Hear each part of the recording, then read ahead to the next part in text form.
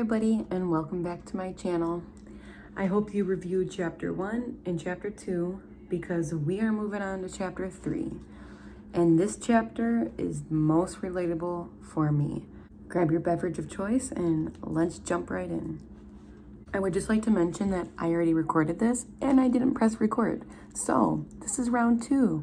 Let's go. This is Christine's story. She is the self-help addict. And I can relate to this story more than any so far. There wasn't a wellness fad she hadn't tried. They all ended in disappointment. After a few weeks, she found herself bored, uncomfortable, and done with it.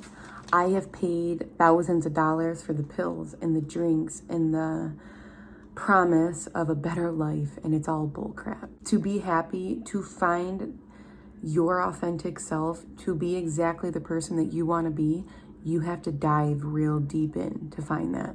There is nothing on this planet that you can buy to fix that. You don't need to be fixed. You are a perfect, whole, and complete person, and you need to do the work to remember that. Teach yourself self-love. Self-love is taught. When you don't have a teacher, you got to teach yourself. And no pill or no magic potion drink is going to do that for you. When she started to explore her nutrition, she discovered that she often couldn't remember what she consumed in a day. She had nights of completely zoning out while eating a pan of brownies. That was me, guys. I could sit in the fridge with a fork and just go to town on a cake until almost half of it was gone. And then I would put the cover back on and pretend like it never happened. Food is my drug of choice. Sugar is my drug of choice. Many of us in this world are food addicts and we don't even know it because that's a very touchy subject. I'm thankful food was my drug of choice because most of my family members chose hard drugs to cope with their trauma. I chose food. So I'm lucky in the sense that it's more accepted in society to be a food addict, to be addicted to food, to be overweight because of your trauma, than it is to be shooting heroin or be addicted to painkillers. So I just wanted to get that off my chest. It might make some people uncomfortable for me to talk about a food addiction, but that's my drug of choice. That is what I am rehabilitating myself of, being a food addict. I'm not ashamed of it. I felt shame for too long. And the minute I said it out loud, I'm a binge eater and I'm addicted to food, was the day my life changed. Because you know what? Nobody really cares. Nobody's gonna laugh at you because you're actually being authentic and you're saying something out loud and they don't have the courage to do that. So don't feel shame. You have to live in your truth. And my truth is that I'm a food addict and a binge eater. And being able to say that out loud has changed my life.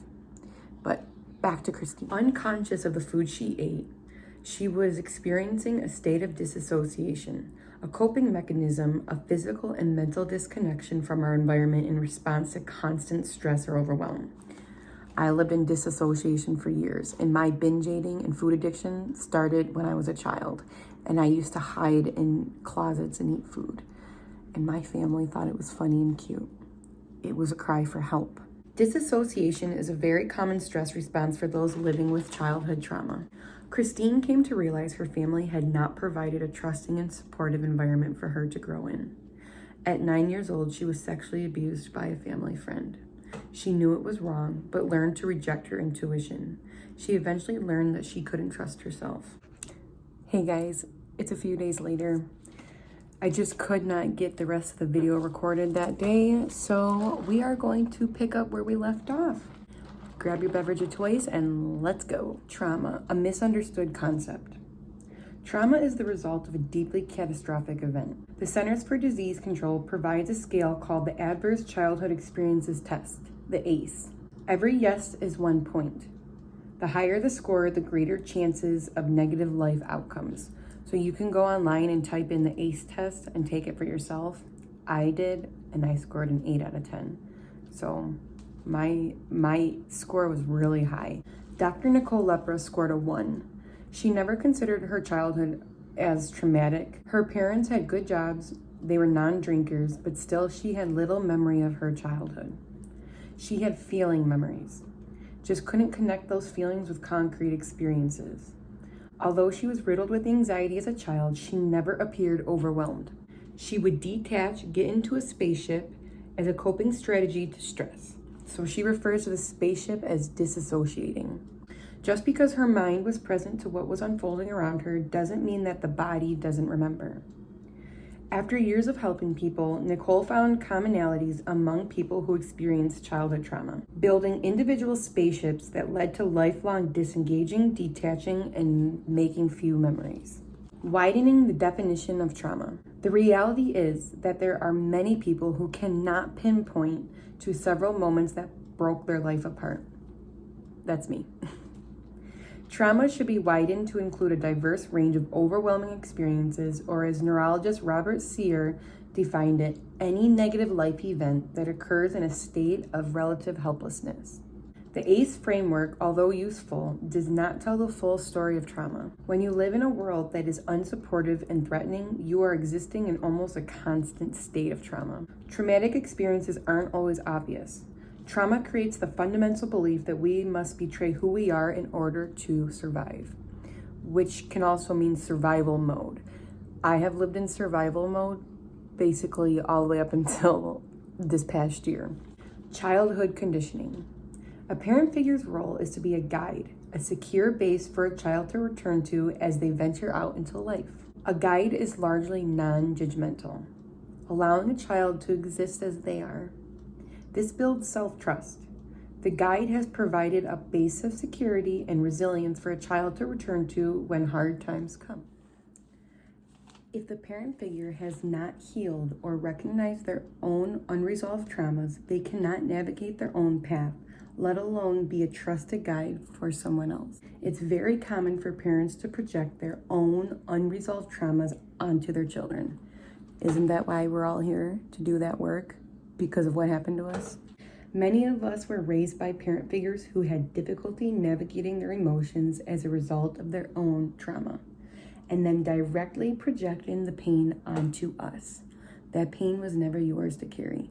That pain was handed down to your mother and then handed down from her mother, and it goes so on and so on. That's generational trauma. That's what we're here to be, cycle breakers, to break that generational trauma. According to Lindsay Gibson, a psychotherapist, this lack of emotional connection in childhood leaves a gaping hole where true security might have been. The loneliness of feeling unseen by others is as fundamentally a pain as physical energy. Children mimic others' behaviors. This is how conditioning works. Our attachments in our earliest years set the groundwork for our subconscious beliefs. We look to our parent figures for guidance and as mirrors. We inherit their ways of seeing and interacting. The work is to consciously observe your loved ones and your bonds to them. Nicole was not able or willing to admit that there was unresolved trauma from her childhood. For years, she remained resistant and denied her own reality. Identifying your wounding is a fundamental step on the healing journey, rarely an easy one. As you dive deeper into this work, old scars will be opened and an outpouring of feelings will come. This too can be a moment of witnessing. Practice being kind to yourself. The archetypes of childhood trauma. These are by no means hard or fast categories. You do not fit into a box. You may relate to one of these, you may relate to none of them, or like me, you might relate to all of them. Number 1, having a parent who denies your reality. Number 2, having a parent who does not see or hear you.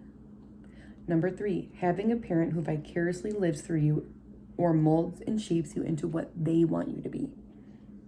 Number 4, having a parent who does not model boundaries. Number 5, having a parent who is overly focused on appearance. And number 6, having a parent who cannot regulate their emotions. Coping with our traumas. Nicole talks about her mother blowing up at her, calling her trash and an embarrassment after her sister's wedding. She had brought a female friend who was secretly her girlfriend. Months later, after the incident, she returned to her childhood home. Her mother acted as if she didn't even exist. This was the trauma of her childhood fully realized. She felt unworthy and unloved. Her mother acted as though nothing had ever happened. never spoke about her sexual orientation again. Nicole, as a young adult, kept finding herself in the push and pull dynamic of emotional reactivity and emotional withdrawal in her romantic relationships. When emotional needs and deep desires weren't met, she would react, texting often, throwing tantrums, and picking fights. If she got an emotional reaction on some level she craved, she would become overwhelmed, then detach and disassociate. She then blamed the other person, but in reality was stuck in conditioned patterns that were all coping strategies. Coping is a learned strategy to manage the profound unease in the body and the mind that stress generates. There are two different types of coping strategies. Adaptive coping is an action to help us return to feelings of safety. It requires effort and a conscious acknowledgement of the discomfort. It's a lot harder than maladaptive coping strategies, often learned from our parent figures, which gives us brief distraction from discomfort, like drinking alcohol, doing drugs, obsessively eating food, or avoiding any emotional reaction. This coping attempt relieves our distress in the moment, but ends up in more disconnection from the authentic self. In her clinical work, Nicole observed many maladaptive coping strategies. These were the most common: people-pleasing, anger or rage, and disassociation. These strategies enable us to avoid repeating or reliving our past trauma, delaying immediate pain. They do not help us fully meet our physical, emotional, and spiritual wants and needs. The cycle of unresolved trauma, the repetition of maladaptive coping behaviors, and consistent denial of self allows the pain to live on in our minds and our body, eventually making us sick. Potential for change. We all carry trauma. It's not necessarily the severity of the event itself, but our response to it that determines the impact it makes. Resilience is learned through conditioning. If we did not see it modeled by our parent figures when we were young, we may not have learned it. When we do the work of resolving trauma, we become more resilient. This is profound transformation. Trauma is a part of life, unavoidable. Birth in itself is trauma. Just because we've experienced trauma doesn't necessarily mean that we are destined for a life of suffering and illness. When we do the work, we can change and we can heal. Trauma may be universal, but it's also individual, affecting the nervous system, immune response, and every part of a person's physiology. The first step toward healing is knowing what you're dealing with, identifying the unresolved trauma. The next step is understanding the long-term effects of this trauma. All right, guys, let's get into the journal prompts. Let's do the work. To gain awareness of your personal childhood wounds or suppressed emotions, take some time to reflect and write using the prompts that follow. You need to respond only to the experiences that resonate with you. Many people with unresolved trauma, including myself and Dr. Nicole Lepra, do not have many memories, making some of these questions difficult to answer. Explore whatever comes to mind. These questions were very hard for me to answer. I didn't even get through all of them because I don't even know how to answer them. I'm just being honest. These are questions that I'll probably have to come back to one day because I just don't have the memory to express myself, to express my trauma. So I'm going to try my best. I hope that you try your best. I'm going to leave the prompts with you. Pause, screenshot, and write them for yourself. And I'll see you back here in a minute.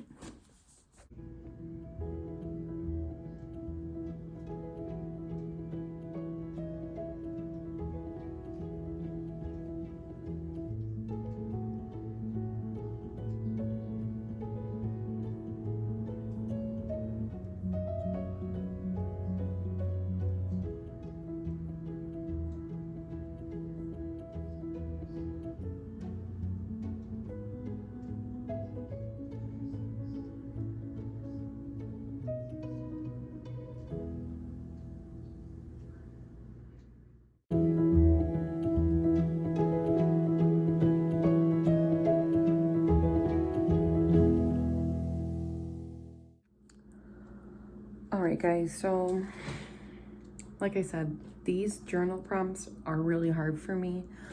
I don't have distinct memories of trauma. I have complex PTSD. So I have a lot of things that came together to give me post-traumatic stress disorder. Probably years and years and years and years of trauma that was thrusted upon me, pain that was thrusted upon me by most adults that were here to take care of me. I am a deep empath, so I'm pretty sure I also soaked in everybody's pain around me. I don't know. That's why sometimes I don't know if therapy would help me. I don't exactly even know all the moments that gave me trauma. I don't even know. I don't even know how to get them on paper. We would have to go through each age of my life and try to sift through. So basically what I'm saying is I went through these journal prompts. I'm not going to share a lot because I don't exactly know how to share. But this one, I will share. This was the journal prompt about having a parent who cannot regulate their emotions. In childhood, I received the following messages about feeling in general or my feelings in particular.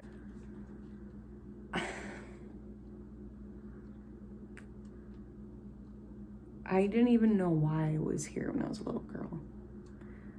I didn't understand. You brought me into this world and you act like I'm such a burden. This was at all points of my life, from the time I can remember to the time I left at 17, even up until this past year. I just was never cared for as if I mattered. I was just a burden that was brought here into this world. Having suicidal thoughts as a little girl is very confusing. You barely understand life, but you're craving death. It's not a comfortable thing to talk about, but it's something that I have to learn to talk about so I can release it. So yeah, my feelings were never considered or mattered at all. And something my mother used to say to me was, "It is my turn to be happy." She used to look right down at me and say, "It's my turn to be happy," as if I was happy and I was stealing it from her. Neither one of us were ever happy. My mother was never happy, therefore I was never happy. If you think your kids don't know, they know. You can fake it for a while, but eventually they'll know. So if you're here doing this work with me, I'm proud of you. I'm proud of me. Let's build a better world for our children. Let's not let this trauma go any further. Let's cut it off right here. Your mother and your grandmother and her mother, it's been passed down long enough. It is my turn to be happy, so my children can also be happy. And that is why I'm doing the work. Because when my mother referred to her turn to be happy, she meant just being with another man. I don't even know how many men my mother has been with since I was a little girl. She married 3 of them, technically, 2, 3 of them. I don't know. That does things to a person, let alone that does things to the children that you're dragging through relationship after relationship. I don't think she ever considered her children in any of those decisions. She couldn't have. How could you? You know, how could you think that dragging kids through men and towns and different homes over and over and over and over again, and you never once thought that it was gonna screw them up? And then you have the audacity when I'm a teenager to tell me that I have a chemical imbalance. that there was something wrong with me. Of course there was something wrong with me. I had a traumatic childhood that you thrusted upon me. So, yeah, clearly my feelings were never taken into consideration my whole childhood. And it carried along with me through adulthood. I just never thought I mattered. And I ran myself ragged trying to make sure that everybody around me lived a glorious life. What about me? So now I worry about me. I take care of me. I am very much selfish. Something I've learned is we are taught when we grow up in a toxic household that selfish is bad. We're taught that we should betray our own needs for others. And that is not true. You know, when my son needs space and he doesn't want to play with his little sister anymore, I tell him to go in his room, shut the door, and I deal with my daughter's screaming. I tell her that her brother needs a break and maybe he'll play with her later. I'm teaching my children that it's okay to want breaks. They don't have to play with each other if they don't want to. My son does not have to share if he doesn't want to. I encourage sharing because it's nice. But if he feels as though he does not want to share something that is special to him, he does not have to, and I do not make him feel grief for it. I say maybe next time your brother will share with you. He doesn't want to share right now. This is his special toy and he doesn't want to share it. And that's okay. I just never want them to feel like whatever they're feeling doesn't matter, because it does. Their feelings matter, even though they are little humans. I brought them to this world, and it is my job to make sure that they know how wanted and loved they are every day. And that's respecting their feelings, and that also goes along with boundaries. They are setting boundaries in place by saying, no, I do not want to play anymore. And I respect that, and it is my job to make sure that the sibling respects that. I didn't have that option, ever. Ever.